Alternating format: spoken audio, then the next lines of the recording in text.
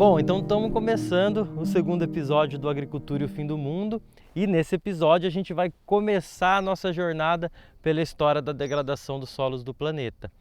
E hoje a gente vai falar da civilização romana. Mas antes de a gente pegar esse bonde, eu gostaria de desmistificar algumas coisas com vocês aqui para que a gente possa ficar alinhado ao longo da série, né?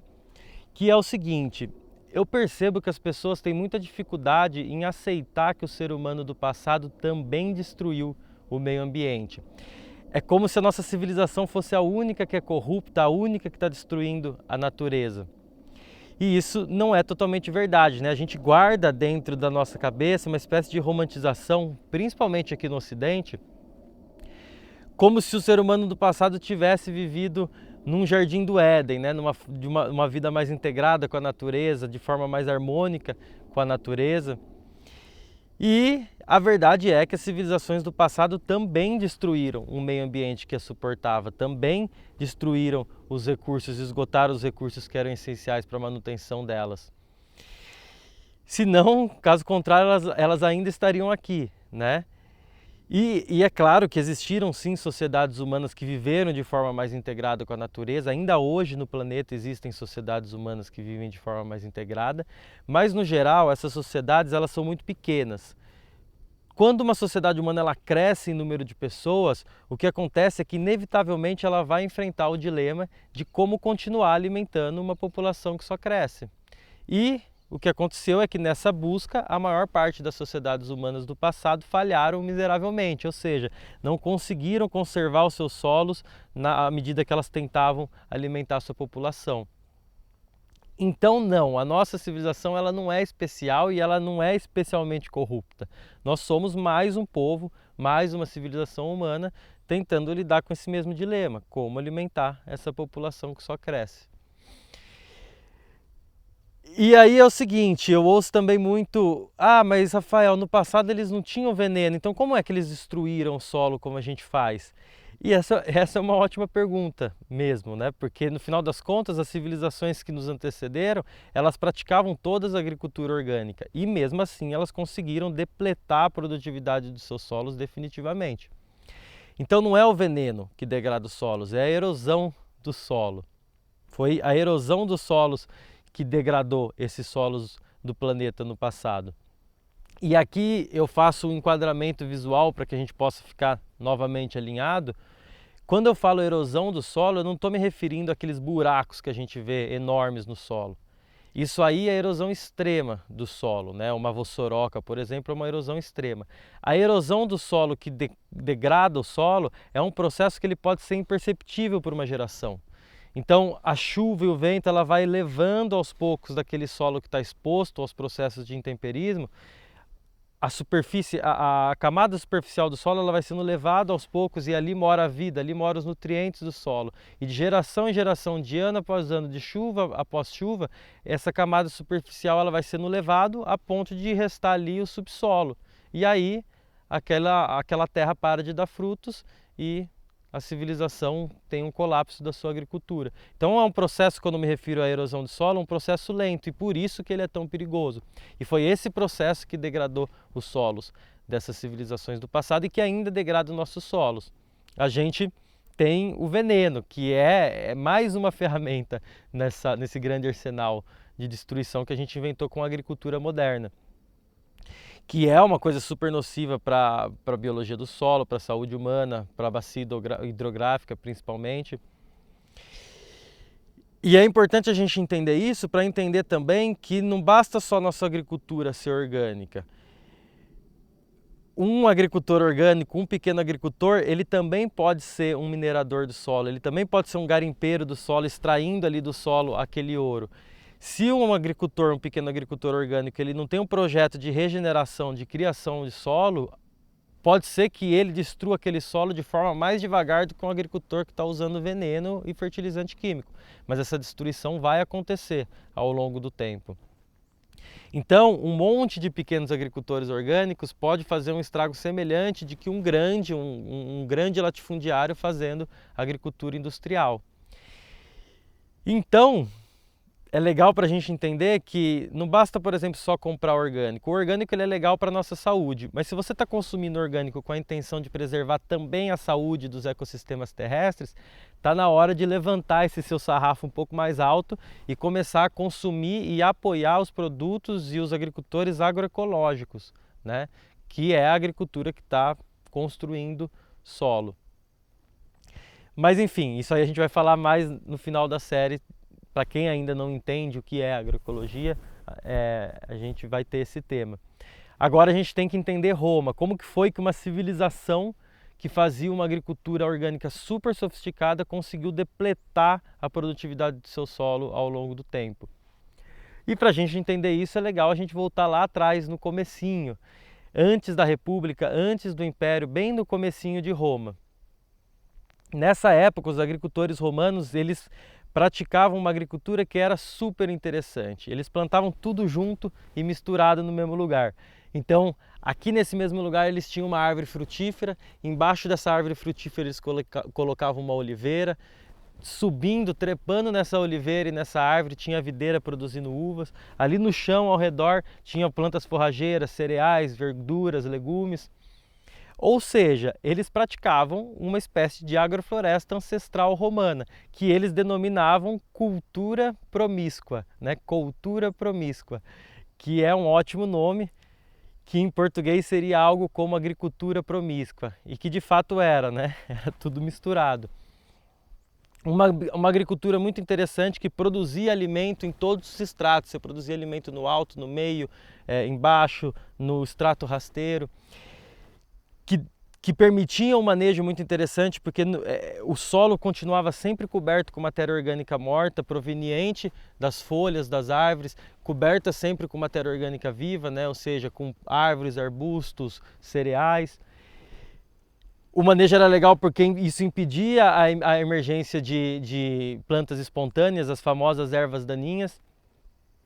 E nessa época, uma família romana, fazendo essa agricultura promíscua, conseguia alimentar, produzir tudo que precisava para viver e mais um pouco, um excedente que poderia ser comercializável. E a família romana conseguia viver do espaço de terra tradicional da época, do lote de terra que era o tamanho da época de um sítio. E não só isso, a agricultura romana era muito sofisticada, a agricultura orgânica romana era muito sofisticada porque eles já usavam ali esterco de vaca, esterco de cavalo, esterco de cabra, esterco de ovelha, esterco de pombo, esterco de porco. Eles usavam a marga, que era uma espécie de calcário, eles entendiam de compostagem, eles entendiam de rotação de culturas, de adubação verde. Ou seja, em muitos sentidos, a agricultura romana, orgânica, era muito mais sofisticada do que a nossa, né, de hoje em dia. E a nossa agricultura orgânica data, no mínimo, dessa época, vem dessas tradições romanas, né? E foi assim que permaneceu a agricultura romana no começo, uma agricultura de um policultivo biodiverso que produzia bastante comida e que alimentava todo mundo. Até que a população começou a crescer, e a população começa a crescer, você começa a ter mais demanda por comida. Tendo mais demanda por comida, você tem mais o agricultor tendo que produzir mais comida. E essa pressão levou à introdução do arado na agricultura romana. E o arado, para quem não conhece, é essa ferramenta de metal ou de madeira que é puxada por tração animal e você consegue arar a terra não mais de forma manual, mas de forma mecanizada, ou seja, puxada por um cavalo ou por um boi, que é muito mais cômodo. Então o arado ele foi introduzido para dar escala e velocidade na agricultura romana, ou seja, produzir mais comida.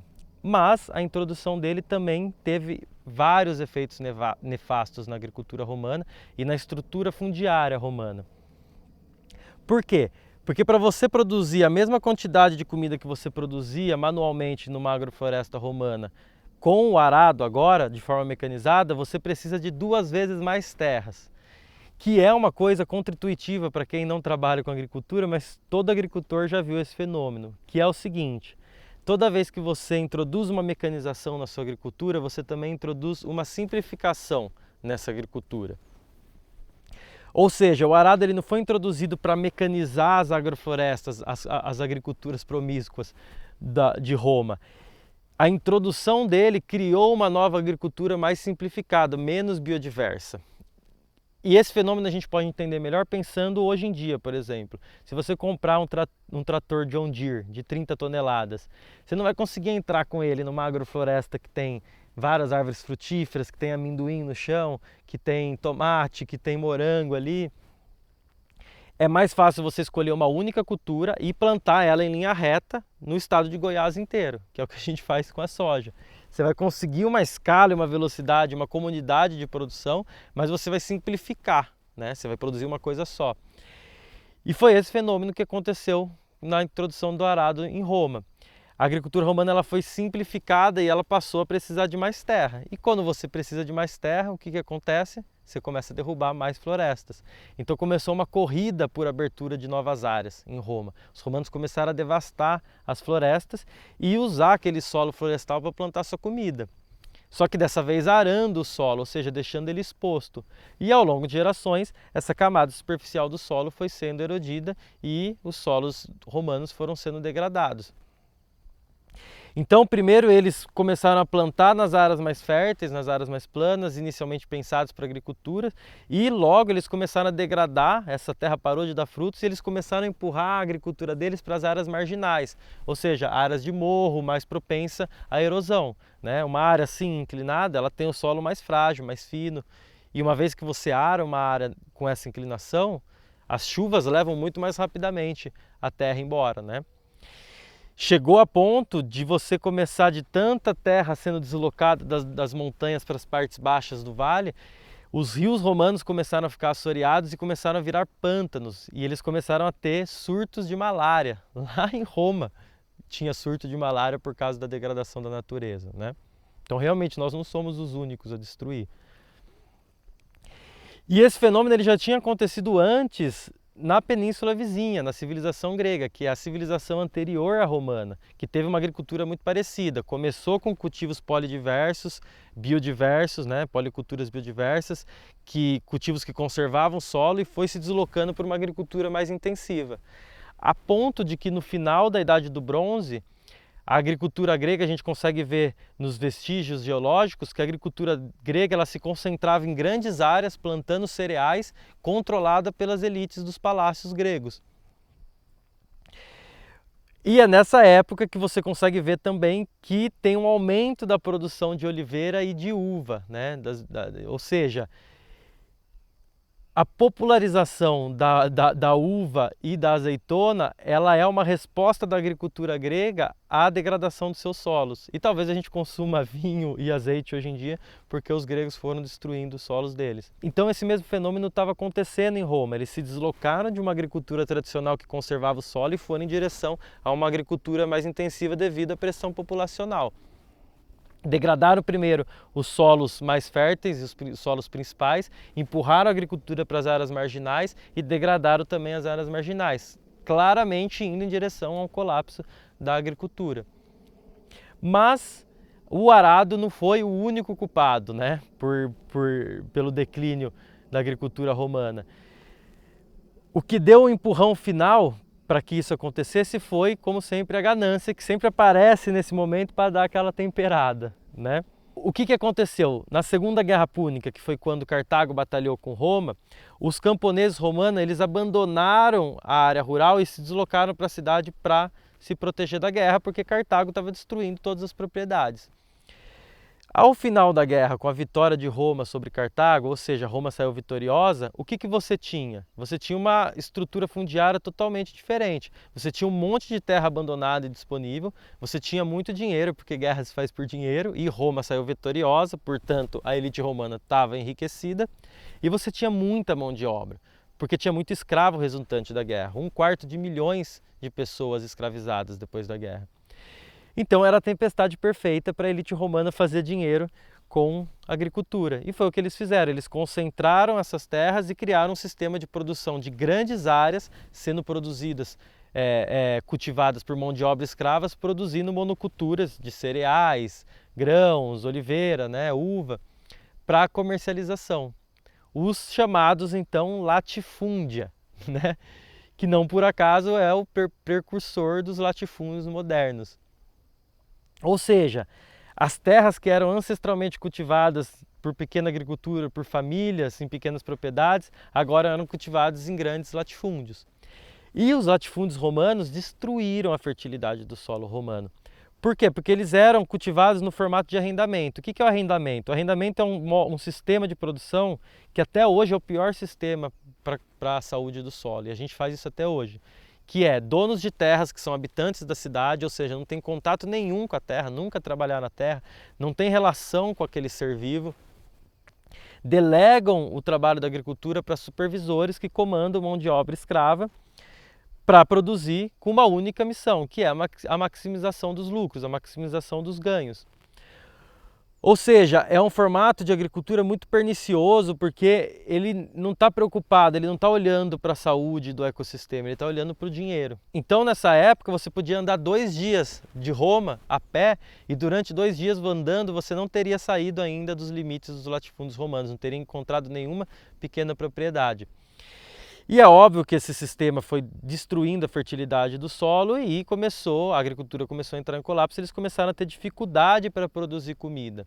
E tendo dificuldade para produzir comida, eles começaram a tentar resolver esse problema que eles mesmos criaram. E leis foram passadas. As primeiras leis foram as leis que devolviam as terras aos camponeses para que eles pudessem produzir. Nessa época as terras já estavam numa situação deplorável e os camponeses não conseguiram nem se alimentar e começaram a retornar para as cidades. Ou seja, num processo que é muito similar do que acontece ainda no Brasil, que aconteceu em várias partes do mundo, os camponeses não conseguiam produzir nessa nova estrutura fundiária e as terras foram então reincorporadas aos latifúndios. Agora você imagina, se os próprios camponeses estavam deixando o campo por não conseguir produzir comida, imagina como que estava o estado, né, das cidades. E aí novas leis foram passadas para resolver esse problema. A primeira lei foi que os escravos eram definitivamente ligados à terra que eles pertenciam, ou seja, eles não poderiam abandonar aquela terra para estimular a produção, não funcionou. E Constantino passou leis que ligavam os camponeses livres, ou seja, as pessoas livres que trabalhavam para os donos de terras, a essas terras definitivamente, né? O Constantino passou uma lei de que um filho de um agricultor romano não poderia deixar a terra em que ele nasceu. Que é uma loucura, né? Esse tipo de lei criou um estado de servidão perpétua entre os camponeses e os donos de terra, criando as bases do que lá na frente a gente vai chamar de servidão medieval, que era o modo de produção agrícola do feudalismo, né? Ou seja, só nesse pouco tempo, Roma tem 2 grandes inovações diabólicas, né? Que é os latifúndios e a servidão. Eles não conseguiram resolver o problema e a situação da agricultura se complicou. No século 3 a.C., tudo que Roma precisava para se alimentar era produzido nos arredores.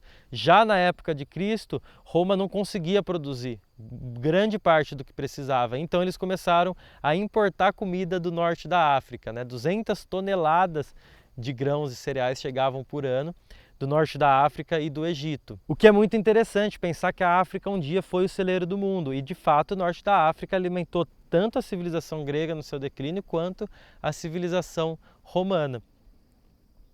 Então foi isso que Roma fez, degradou os seus solos e então partiu para degradar os solos da sua província. O Egito ficou tão importante para Roma que ele foi declarado uma província pessoal do imperador e os senadores eram proibidos de entrar no Egito sem autorização do imperador, porque qualquer um sabia que um homem com um pequeno exército poderia tomar Alexandria e causar a fome em Roma. Então no final do Império, Roma era alimentado pela abundância do Nilo. Olha só que loucura. Uma civilização que saiu lá atrás de um povo que produziam agroflorestas ancestrais, tinha uma agricultura super sofisticada ecologicamente e ao longo do tempo, com o aumento da população, com a sua ganância, foi destruindo a capacidade produtiva dos seus solos. Então Roma não só colapsou, mas consumiu a si mesma. E até hoje os historiadores ainda discutem o que de fato causou o declínio de Roma, mas o fato é que provavelmente o colapso dos solos, o colapso da agricultura estava ali nos bastidores, deixando Roma frágil para essas ameaças externas que provavelmente foram muitas e que causaram o declínio de Roma. Então Roma aí é um grande exemplo para a gente, né? E aí chegamos então ao fim de Roma e vamos para o próximo episódio, para as Américas, né? A gente vai ir para as Américas pré-coloniais, para os maias, que foi um povo que viveu na floresta e mesmo assim também conseguiu degradar os solos. E se você está gostando dessa série e quiser me ajudar com um Pix ou ali tem o link embaixo do sisteminha onde vocês podem fazer uma doação, serem assinantes mensais do meu trabalho. E é muito importante para que eu possa continuar a fazer essa pesquisa, que dá muito trabalho mesmo, né? Eu gravo, eu pesquiso, é tudo eu que faço. Então é isso, meus amigos e minhas amigas, a gente se vê lá nos Maias.